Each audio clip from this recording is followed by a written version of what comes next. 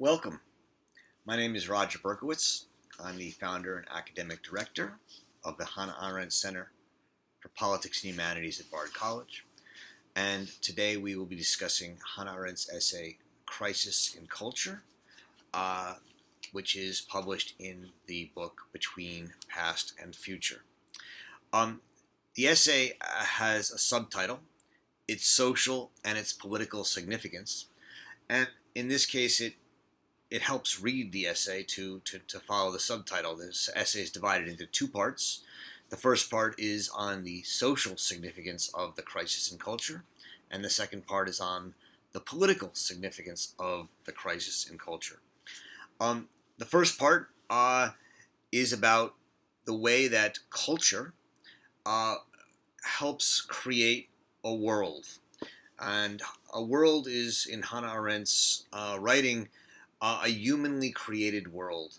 It's something made of durable and lasting things, including things that deserve to last and deserve to endure over time. And the quintessential endurable and enduring and deserving of lasting things are things that don't get consumed, don't get used up, and that, in a sense, occupy our attention and take our attention, and that is art, artworks. And thus artworks are of a particular importance in culture. The cultural world of artworks, the things that last, the monuments, the paintings, the poems, are that which make our humanly created world meaningful and lasting against decay and consumption. And the crisis in culture, in its social significance, is the loss of the lasting and enduring quality of artworks. And the reason for this is the rise of consumerism and mass society, insofar as what mass society does is create a wide range and widely growing number of people who enter what we call society, namely the group in a world that has excess time for leisure and seeks to occupy that time. And in our world, these people seek to purchase entertainment. And in purchasing entertainment, one of the values they find in certain entertainment are cultural goods, paintings or poems or artists that they can have as patrons, or they can be patrons to, that increases their snobbish value or their self-worth, and in doing so threatens the lastingness of culture, because it turns culture into something that's useful and thus takes it away from something that will produce beautiful works of art that will simply last and endure. And so the crisis of culture in its social significance is the threat to the enduring and lasting world. In its political significance, the crisis of culture centers around the loss of judgment. Culture, Arendt tells us in part 2, comes from the idea of cultivation, cultivating a field or a garden from Rome. And it also involves the judgment of taste, because what lasts is what we as a people judge to be beautiful and thus worthy of being preserved, culture, made into culture, cultivated to last. And thus there is in all political ideas of culture and judgment the necessity for an agreement with others, or a common sense. Not common sense in the sense of silly, obvious, but common sense is that sense that we have in common that something is beautiful and meaningful and worth preserving.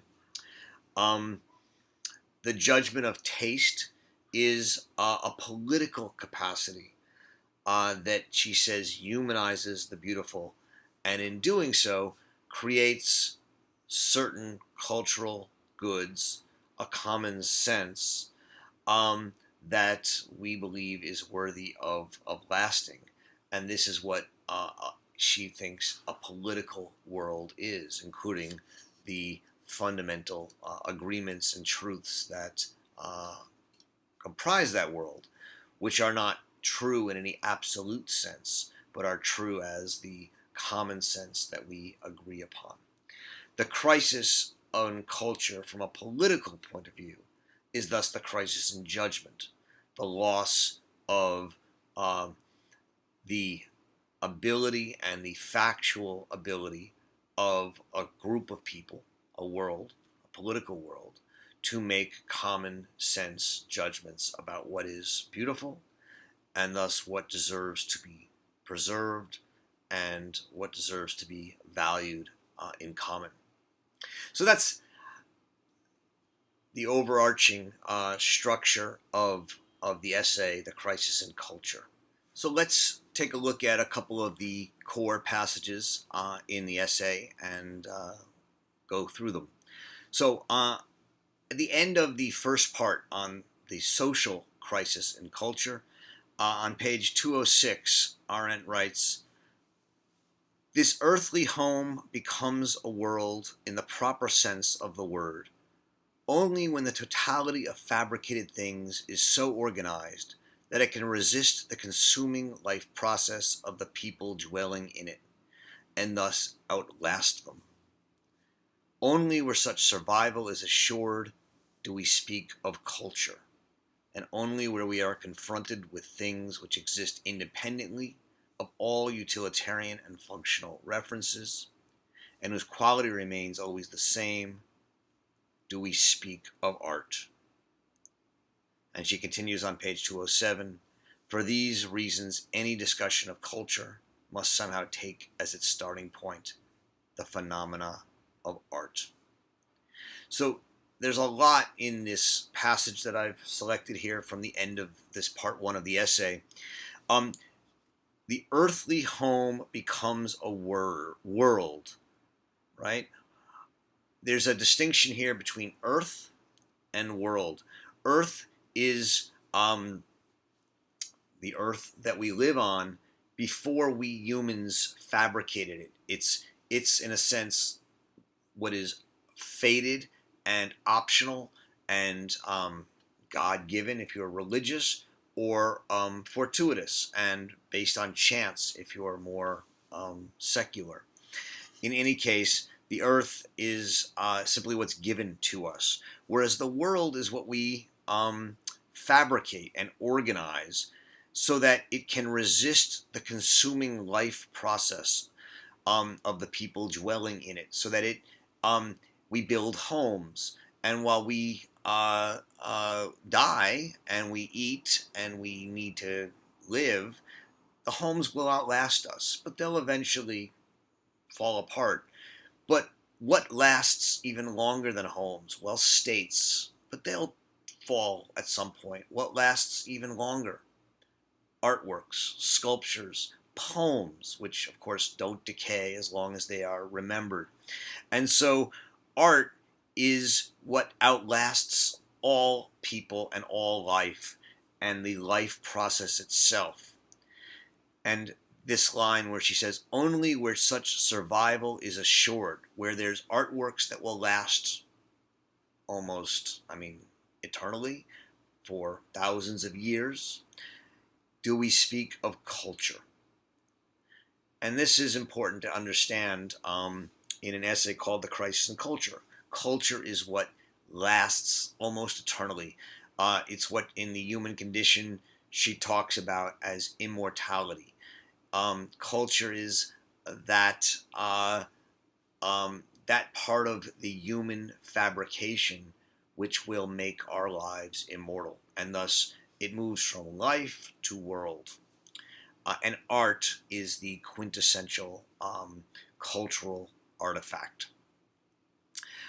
She says on page 198 that society began to monopolize culture for its own purposes, such as social position and status. So if culture is what is supposed to be lasting, it's supposed to be non-utilitarian, because if it's utilitarian, it's useful, and when the use ends, we can discard it. The purpose of art, or the not the purpose of art, the end of art is not to be useful, not to have some end, but simply to shine, to be beautiful. And the crisis in culture, she says, begins when society monopolizes culture. That is, when we start to use culture for some end, namely to show that we are smart or acculturated or ausgebildet auf Deutsch, that we have some kind of claim to being of high society. And in high society, that's one thing. There's a kind of use of culture to, we sit on museum boards and we buy fancy artworks, and the premise is that we show ourselves to be culture, and this is part of the crisis in culture, that we create these educated Philistines. But in mass culture, the problem is really that we've created a mass society where it's not just a few aristocratic families that can have the leisure time to consume and buy and appropriate and use cultural goods, but everybody can. More and more middle class people can buy art, can take time off from their jobs to read books and write poetry and paint, and the result is that mass culture and mass society expand the usefulness and the need to make use of the cultural goods, such that on page 202 she can write, mass society wants not culture but entertainment, and the wares offered by the entertainment industry are indeed consumed by society, just like any other consumer good. The point here is that mass society wants entertainment, and it has time for it.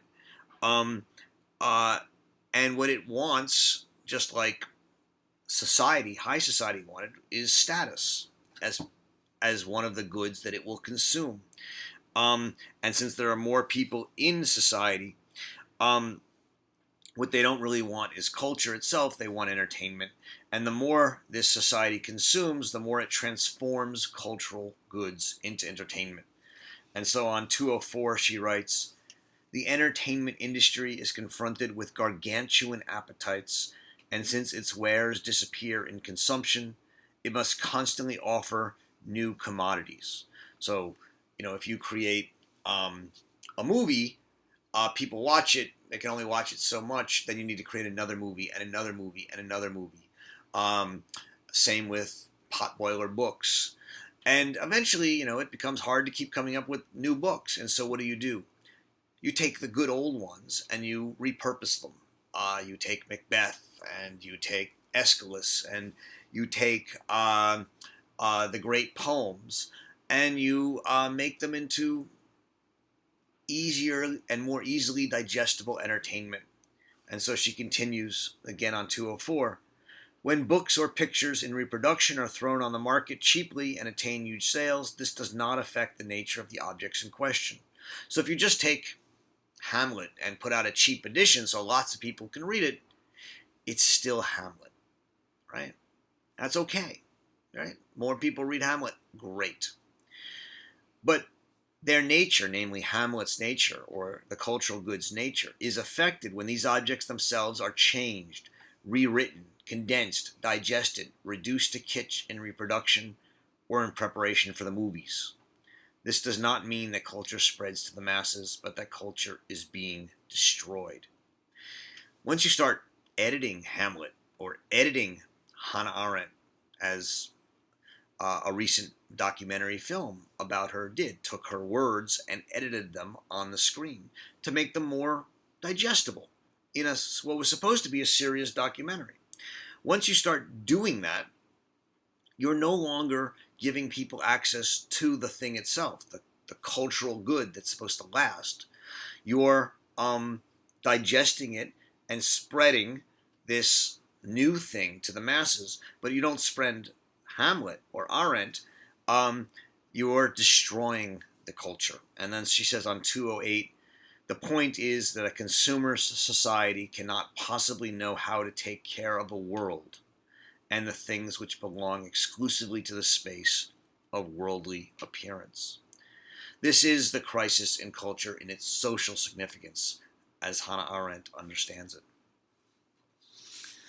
In its political significance, as I said, the crisis of culture has to do with judgment. And on page 215, she writes, quote, generally speaking, culture indicates that the public realm, which is rendered politically secure by men of action, offers its space of display to those things whose essence it is to appear and to be beautiful. In other words, culture indicates that art and politics, their conflicts and tensions notwithstanding, are interrelated and even mutually dependent.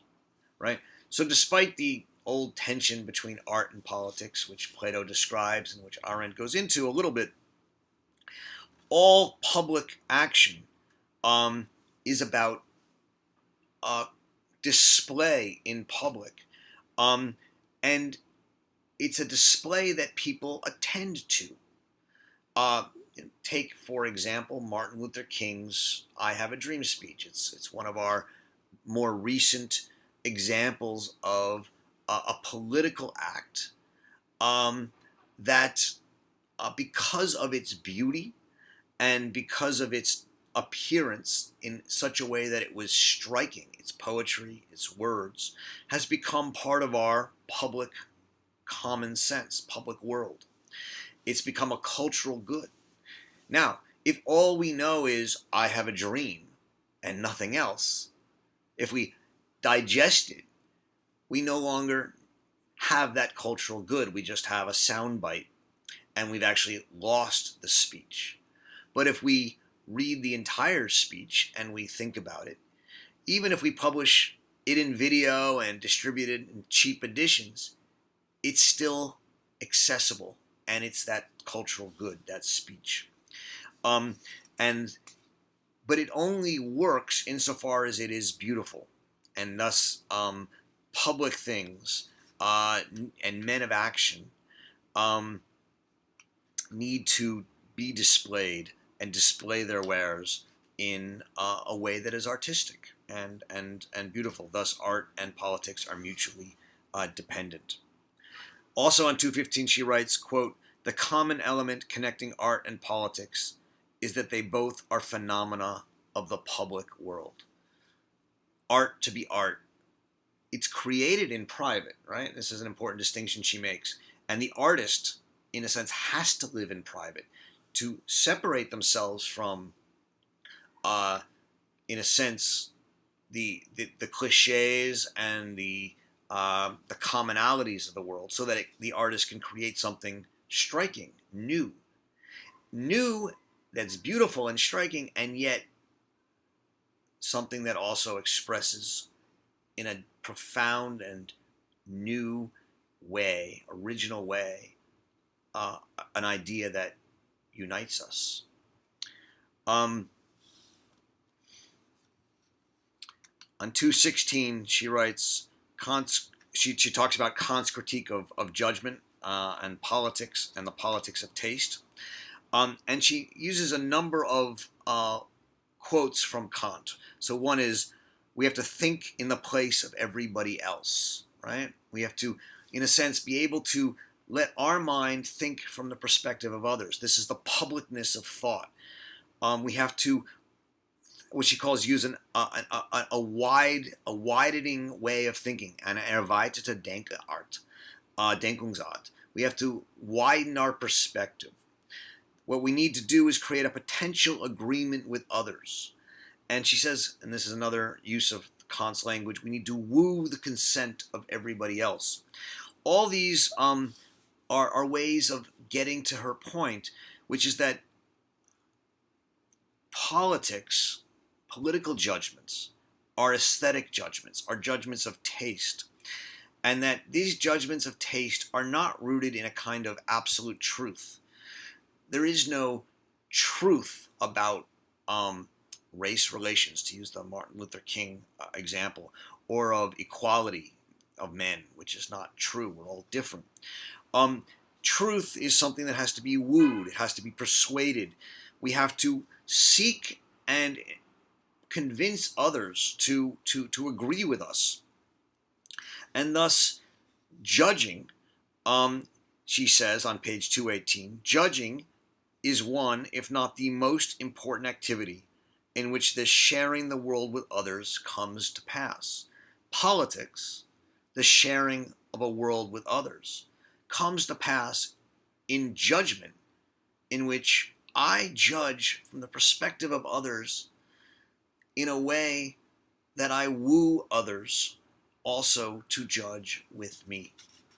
And this is the political nature of judgment. And what I judge are things that appear in the world, which are actions, but they're fleeting. And they're stories about actions, and they're artworks. And so it's judgments about artworks, and it's the artworks, and it's the actions and the judgments about them and the artworks about them that memorialize them, that create a culture that lasts. And so on page 219 to 220, she writes, culture and politics then belong together. Culture, the lasting part of our enduring world, and politics, that which unites us amongst our differences. Culture and politics belong together because it is not knowledge or truth which is at stake, but rather judgment and decision. The judicious exchange of opinion about the sphere of public life and the common world, and the decision what manner of action is to be taken in it, as well as how it is to look henceforth, what kind of things are to appear in it. So politics and culture belong together because politics is not about truth, nor is culture. They're about judgment, judging what is beautiful and judging what opinions should exist in the common world. What kind of things should exist and appear in it. And she ends with this spectacular example of two Roman sayings. One she calls a commonplace, and by commonplace we don't mean common sense in her sense. We mean a commonplace, something that's not very serious. And it says in a friend of Socrates, a friend to Plato, but truth is of greater value. And she says this was a Roman commonplace, but it didn't speak a truth about Rome, because what it says is that truth is higher than friendship. Whereas Cicero has a saying which she thinks is much more indicative of something real and meaningful. And he writes, quote, I prefer before heaven to go astray with Plato rather than hold true views with his opponent. This is and her point here is that it is a matter of taste, of judgment, to prefer Plato's company and the company of his thoughts because of their beauty and power and meaning, even if Plato should lead us astray from the truth. Culture, the cultural value of Plato, is not that he's true. What is it? It's that, in a sense, he's our friend. And as our friend, Um, he holds us together. He creates part of our public world that we all share. Um, and she says on page 222, what Cicero in fact says is that for the true humanist, neither the verities of the scientist, nor the truth of the philosopher, nor the beauty of the artist can be absolutes. The humanist, because he is not a specialist, exerts a faculty of judgment and taste which is beyond coercion, and which each specialty imposes on us. We can't be coerced to truth by philosophy or art or science. We have to, in a sense, come to see it, be persuaded into it, be wooed into it. And Plato, Cicero thinks, has wooed him and other Romans. And we would rather be true to Plato, even if it leads us into something that the philosophers or the scientists tell us is untrue.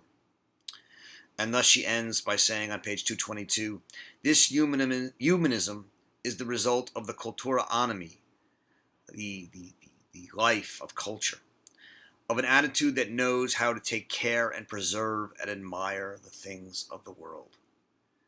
And this is what the life of culture needs to do, is to preserve the goods, the cultural goods, the tradition of the world.